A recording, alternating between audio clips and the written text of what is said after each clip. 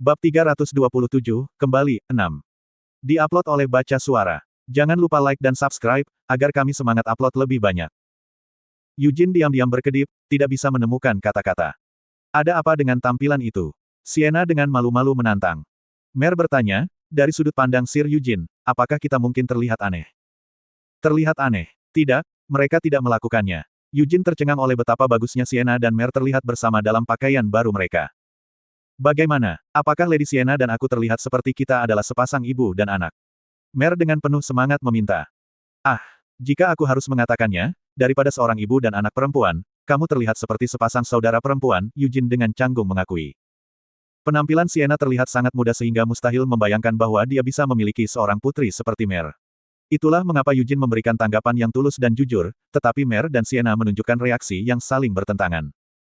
Pipi Sienna sedikit memerah karena malu, dan alasannya adalah karena dia jelas hanya mendengar kata-kata, kamu terlihat sangat muda, dari apa yang baru saja dikatakan Eugene. Sementara, pada kenyataannya, Eugene tidak secara langsung mengatakan hal seperti itu tidak terlalu penting bagi Sienna. Dari ratusan tahun yang lalu sampai sekarang, Sienna sudah terbiasa menafsirkan Eugene secara sewenang-wenang atau, lebih tepatnya, kata-kata dan sikap Hamel dalam cahaya yang lebih positif. Di sisi lain, Mer menyipitkan matanya dan memelototi Eugene. Karena apa yang ingin didengar Mer adalah bahwa mereka memang terlihat seperti seorang ibu dan putrinya daripada sepasang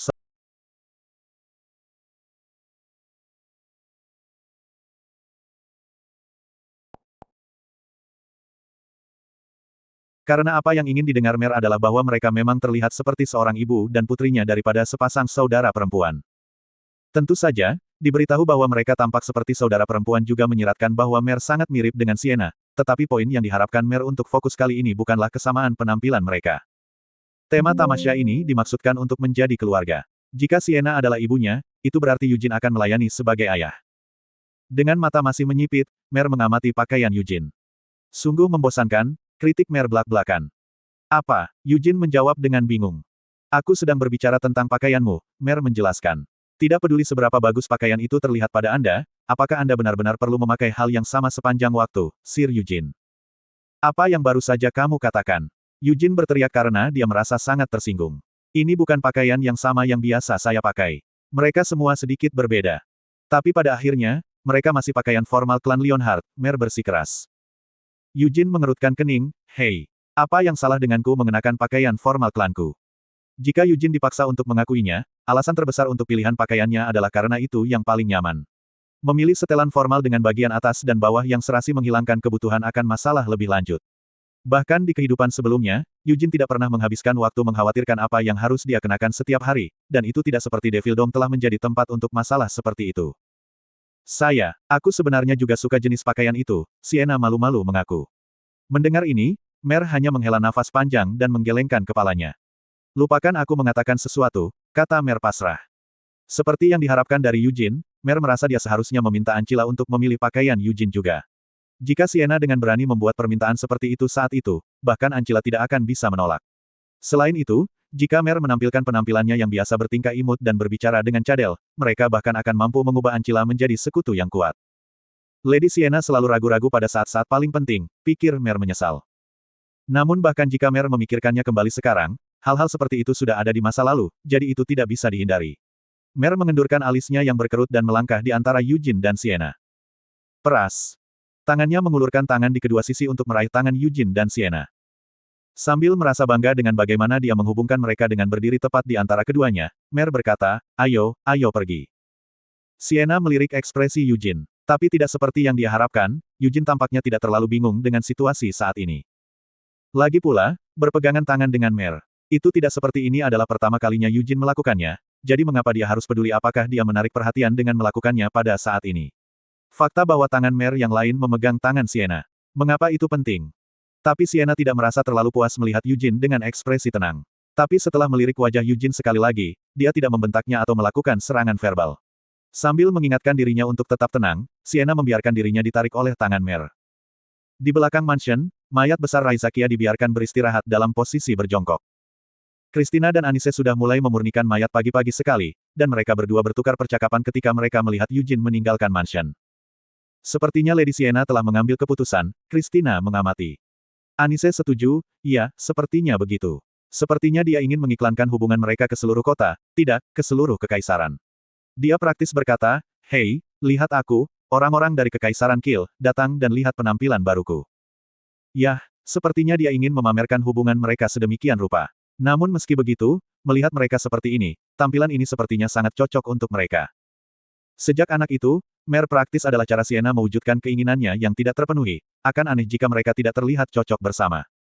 Saat mereka berdua melakukan percakapan seperti itu, kelompok Yujin semakin dekat dengan Christina. Ini karena lebih nyaman bagi mereka untuk menggunakan gerbang Lungsin di dalam hutan daripada keluar dari gerbang depan dan naik kereta. Sienna memata-matai reaksi Christina dengan ekspresi tegang.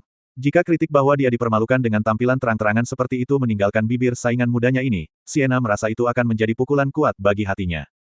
Namun, Christina hanya tersenyum dan berkata, penampilan itu sangat cocok untukmu.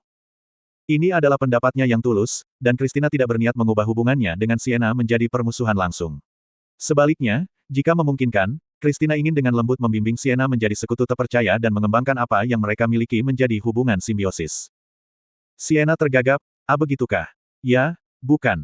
Dari apa yang ditemukan Christina, Sienna lemah terhadap pujian. Lihat saja apa yang terjadi sekarang. Meskipun itu bahkan bukan pujian yang berlebihan, dengan Christina hanya mengatakan bahwa penampilan Sienna saat ini cocok untuknya, Sienna tersenyum lebar saat dia memutar-mutar tubuhnya dari sisi ke sisi. Ya, Christina mengangguk. Jika ada yang melihatmu sekarang, mereka akan berpikir bahwa kamu, Sir Yujin, dan Nona Muda Mer adalah sebuah keluarga. Batuk, Yujin tiba-tiba tersedak ketika dia akhirnya menyadari seperti apa situasi mereka saat ini setelah mendengar kata-kata ini. Dia akan melepaskan tangan Mer karena perasaan malu yang bingung, tetapi seolah-olah dia tahu bahwa dia akan melakukannya. Mer memegang erat tangan Yujin dan menolak untuk melepaskannya. Melihat pemandangan ini dengan senyuman di matanya, Christina menundukkan kepalanya dan berkata, semoga perjalananmu aman. Yujin berhenti, tiba-tiba merasa terganggu karena mereka meninggalkan Christina sendirian. Tapi mereka tidak hanya meninggalkannya, bukan. Bagaimanapun, mereka mempercayakan Christina dengan tugas memurnikan mayat Raizakia. Mau bagaimana lagi, pikir Yujin dalam hati. Yang mengatakan, jika Yujin terus terganggu oleh ini dan berbalik untuk melihat kembali Christina, bukankah itu juga kasar kepada Sienna, dengan siapa dia sekarang? Jadi Yujin untuk sementara menekan perasaan minta maafnya pada Christina dan Anise. Pernahkah Anda mendengar tentang berita itu? Berita apa?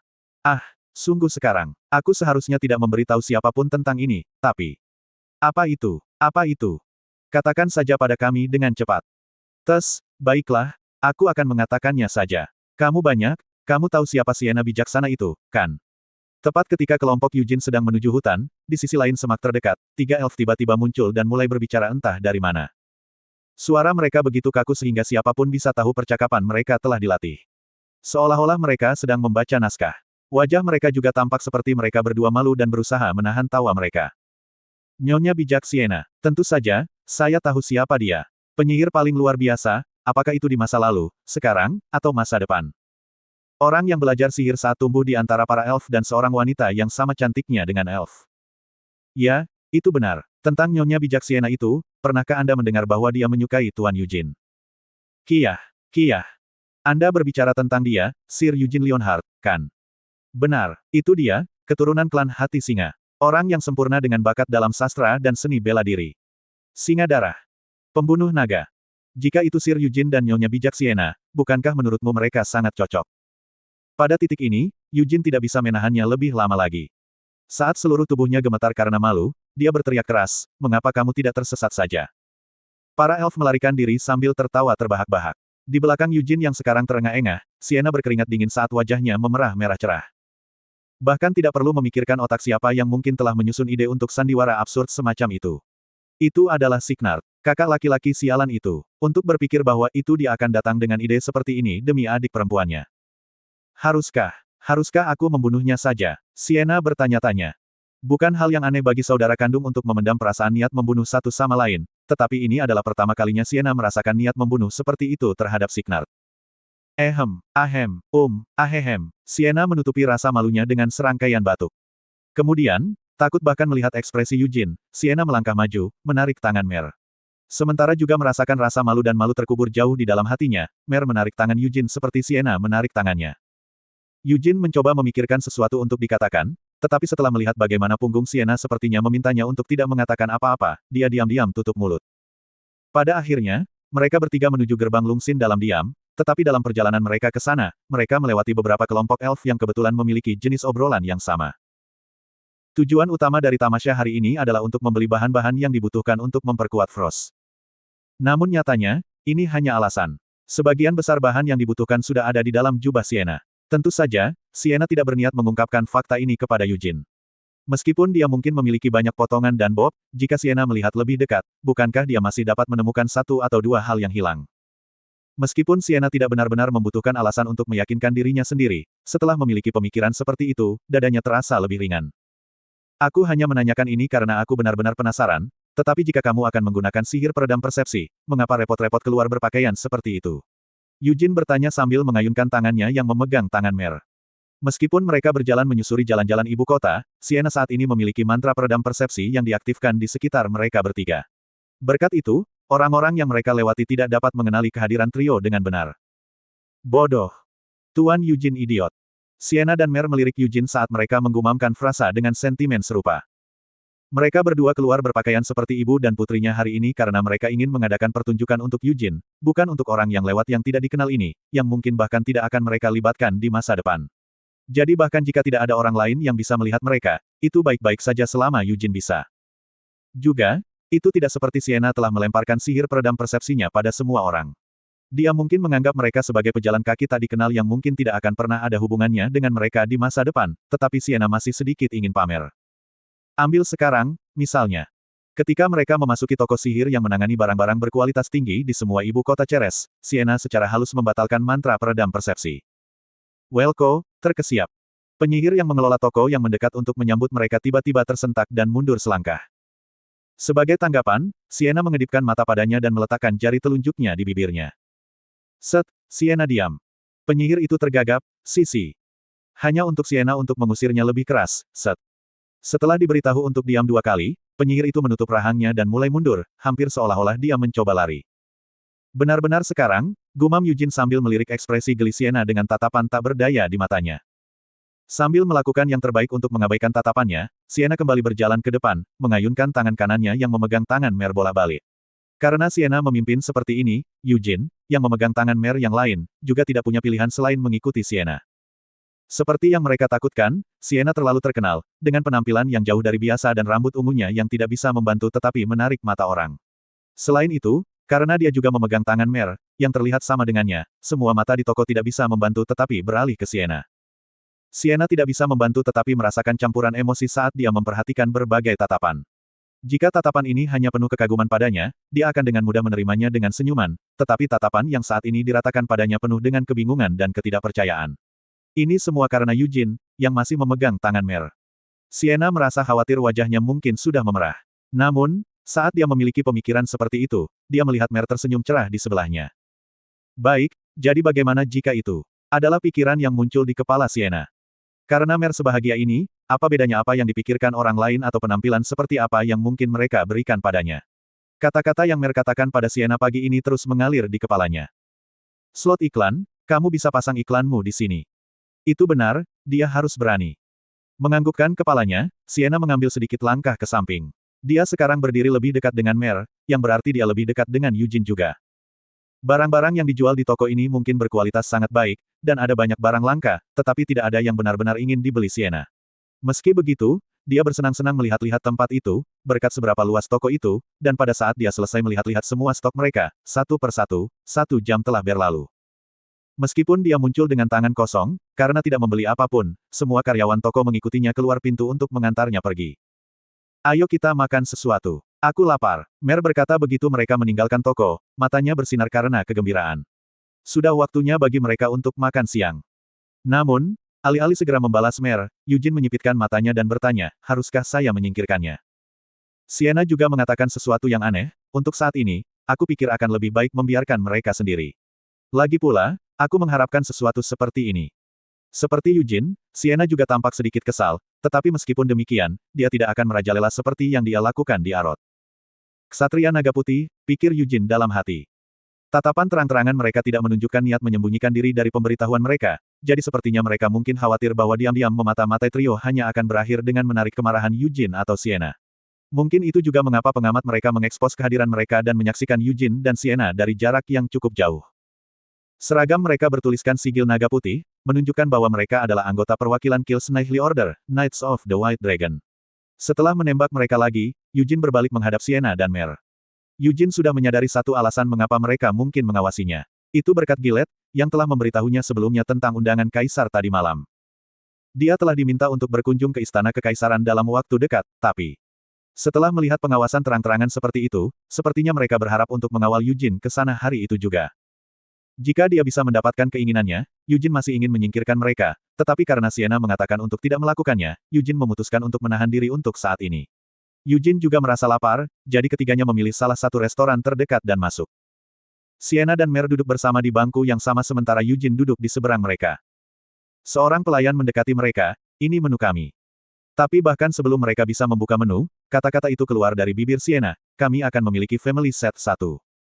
Di hadapan jawaban yang tidak ragu-ragu ini, Mer menoleh untuk melihat Sienna dengan ekspresi memuja. "Apa kau tidak mendengarku? Kami akan memiliki family set," ulang Sienna. Pelayan ragu-ragu, "Permintaan maaf saya, tetapi toko kami tidak menawarkan family sets." Memang benar bahwa toko itu memang memiliki suasana mewah semacam itu. Tapi sepertinya Sienna bahkan tidak membayangkan bahwa restoran itu mungkin tidak menawarkan family set, karena dia dibiarkan mengibaskan bulu matanya karena bingung. Sementara Sienna diam-diam mengepakkan bibirnya, tidak dapat memikirkan harus berkata apa, Yujin mengambil alih penanganan pesanan mereka. "Yah, bahkan jika kamu tidak memiliki family set, bukankah kamu masih memiliki pilihan tertentu pada menu yang sering dipesan keluarga ketika mereka datang ke sini untuk makan? Beri kami itu." "Ya, segera." Setelah mengambil pesanan, pelayan dengan cepat mundur. Sienna terlambat sadar dan batuk prim. Komitmen mereka terhadap pelayanan kurang. Bahkan jika mereka tidak memilikinya, mereka seharusnya membuatnya untuk kita, Sienna bersikeras. Dalam bahasa hari ini, pelanggan seperti Anda dipanggil Karens, 2 komentar Yujin. Sienna bertanya, "Apa artinya itu?" "Itu berarti pelanggan yang cantik dan baik," jawab Yujin. Siapapun yang mendengar jawaban Yujin dapat mengatakan bahwa itu bohong, tetapi meskipun demikian, tidak terasa terlalu buruk baginya untuk mendengar kata-kata seperti itu keluar dari bibir Yujin.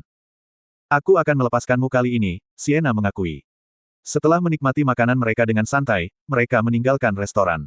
Masih terlalu dini bagi mereka untuk kembali ke mansion, dan ada banyak toko yang ingin mereka kunjungi dan tempat-tempat untuk dilihat. Mereka akhirnya menghabiskan lebih banyak waktu di toko pakaian besar daripada di toko sihir, tujuan awal perjalanan mereka. Yujin mencoba semua pakaian berbeda yang dipilih Sienna dan Mer untuknya, dan dia juga bertukar tempat dan memilih pakaian untuk Mer dan Sienna. Setelah mereka menghabiskan beberapa waktu tertawa dan memilih pakaian untuk satu sama lain, jaket putih menarik perhatian Yujin.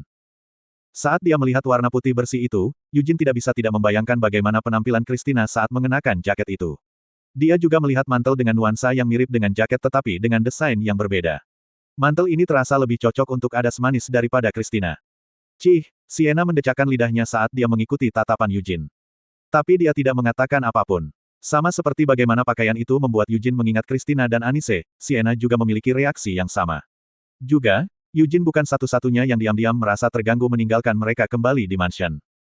"Jangan hanya berdiri di sana melihat. Silakan dan beli itu untuk mereka," perintah Sienna. "Kupikir kau akan marah," kata Yujin terkejut.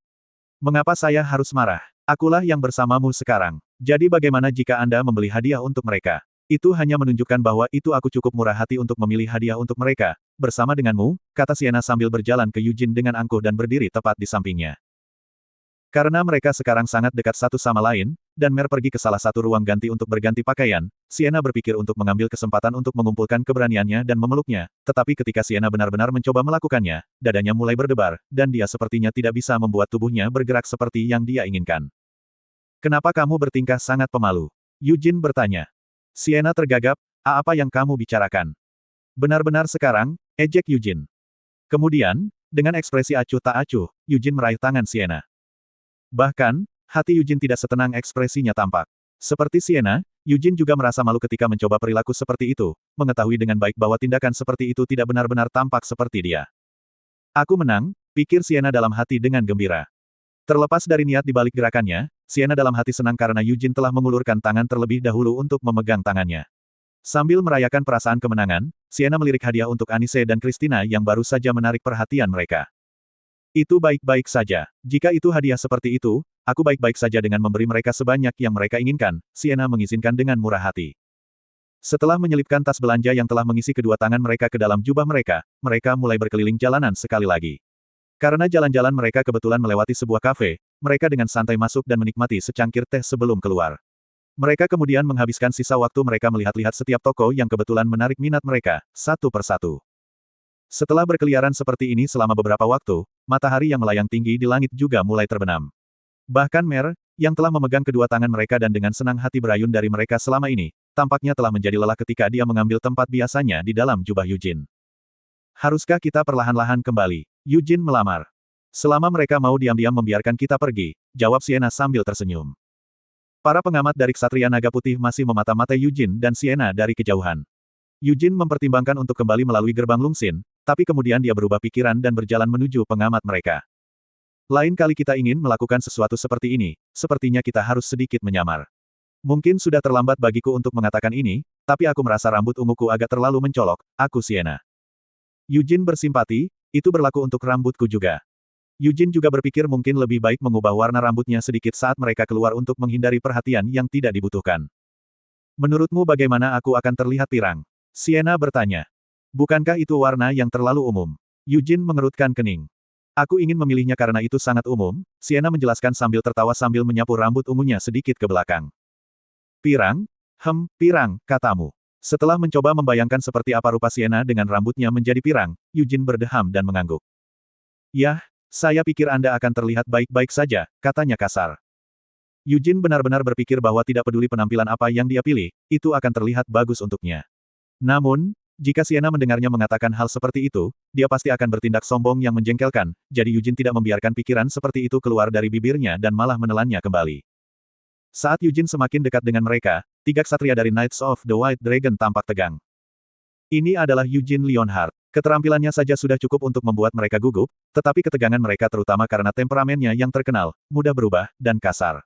Ini terutama benar karena Ksatria Naga Putih juga berpartisipasi dalam Night March, di mana mereka menyaksikan secara langsung bagaimana pemuda yang tak kenal takut ini bertengkar dengan Blade of Incarceration, Gavit Linman, dan bahkan mengayunkan pedangnya ke Duke. Kamu benar-benar bekerja keras hari ini, komentar Eugene. Tapi tidak peduli seberapa jahat kepribadiannya, itu tidak cukup buruk sehingga dia hanya akan datang dan menamparkan wajah mereka, bukan? Melihat senyum di wajah Eugene, para ksatria menelan ludah. Senyumnya tidak melakukan apapun untuk meredakan ketegangan mereka. Tentu saja, ini karena mereka juga bisa melihat Sienna berdiri di belakang Eugene. Akhirnya, salah satu ksatria angkat bicara, saya Vahlen dari divisi kedua Ksatria Naga Putih. Lord Eugene Leonhardt, serta Nyonya Bijak Sienna, merupakan suatu kehormatan bertemu dengan Anda. Bukan hanya Vahlen, ketiga ksatria itu milik divisi kedua Ksatria Naga Putih. Eugene merenung, divisi kedua, iya. Eugene mengingat pertandingan persahabatan melawan Ksatria Naga Putih yang pernah dia ikuti. Divisi kedua, itu benar, dia memang memiliki ingatan tentang mereka. Setelah mengalahkan Ebold Magius, Kapten Divisi keempat, 2 ksatria sangat terbuka dengan betapa kerasnya mereka memelototi Eugene. Ada Kapten Divisi pertama, Karyan Deark, dan Kapten Divisi kedua, Derry Deark. Sambil mengingat wajah kecoklatan adik kembar itu, Eugene berkata, untuk alasan apa kamu memata-matai kami? Mungkinkah Kapten Divisi kedua telah memberi Anda perintah untuk melakukannya karena dia memiliki dendam terhadap saya? Vahlen tercengang, hah? Eugene mengklarifikasi, saya sedang berbicara tentang Kapten Divisi kedua, Lord Derry Deark. Sepertinya dia menyimpan dendam terhadapku. Ini, pada kenyataannya, adalah kebenaran. Selama pertandingan persahabatan yang telah berlangsung beberapa tahun yang lalu, tidak hanya Kapten Ksatria Naga Putih dikalahkan oleh seorang pemuda berusia 20 tahun, tetapi lebih dari setengah ksatria mereka yang telah berpartisipasi dalam pertandingan persahabatan itu juga telah dikalahkan. Meskipun Eugene tidak melakukan sesuatu yang cukup buruk sehingga dia perlu dibawa ke tugas untuk itu, setelah pertandingan persahabatan itu, Kapten kembar dari Ksatria Naga Putih telah ditinggalkan dengan keinginan untuk mengajarkan singa muda itu dari klan Hati Singa pelajaran. Vahlen ragu-ragu, itu tidak demikian. Alasan kami memantau Lord Eugene dan Lady Sienna adalah semua karena kehendak kaisar kami, ksatria lain menjelaskan. Kaisar, saat judul itu diucapkan dengan keras, Eugene tidak bisa membantu tetapi mendecakkan lidahnya. Sepertinya aku tidak bisa mengabaikan ini begitu saja. Yah, bahkan jika dia tidak terlalu suka didorong seperti ini, Kaisar adalah seseorang yang Eugene akan bertemu dalam beberapa hari dalam hal apapun. Ayo pergi, kata Eugene tiba-tiba. Para ksatria bingung, hah? Bukankah Yang Mulia mengirim kabar beberapa kali bahwa dia ingin bertemu dengan saya? Kalau begitu ayo pergi dan temui dia segera, kata Eugene. Keputusan Eugene memiliki banyak perhitungan di baliknya. Lihat saja waktu saat ini. Matahari sudah mulai terbenam. Jika dia berangkat ke istana kekaisaran segera, dia akan tiba tepat pada waktunya untuk makan malam dengan kaisar. Kemudian setelah makan malam, itu sudah jauh ke dalam malam. Setelah terlambat, Eugene bisa membuat alasan dan pergi dengan mengatakan, sudah larut, jadi saya khawatir saya harus pergi sekarang. Lebih baik bertemu dengannya pada jam larut seperti sekarang daripada menunggu dan bertemu dengannya pada dini hari saat dia mengundangku, pikir Eugene. Dia juga ingin tahu tentang jenis makanan apa yang akan dimakan seorang kaisar. Catatan translator. 1. Tidak yakin seberapa umum hal ini di seluruh dunia, tetapi banyak restoran Asia dikenal sebagai restoran keluarga karena ramah keluarga dan menawarkan set makanan, yang puncaknya biasanya adalah makanan anak-anak. Anggap saja seperti Happy Meal dari McDonald's, tetapi dengan pilihan sampingan untuk orang tua juga. 2. Bahasa Korea asli menggunakan kata kuno yang paling baik diterjemahkan sebagai upeti. Jenis persembahan mahal yang diberikan kepada raja atau pejabat tinggi oleh orang-orang dari kelas bawah. Dalam bahasa gaul modern, kata ini digunakan untuk mengejek pelanggan yang berharap diperlakukan sebagai raja oleh karyawan retail. Pikirkan pelanggan yang kuku percaya bahwa pelanggan selalu benar.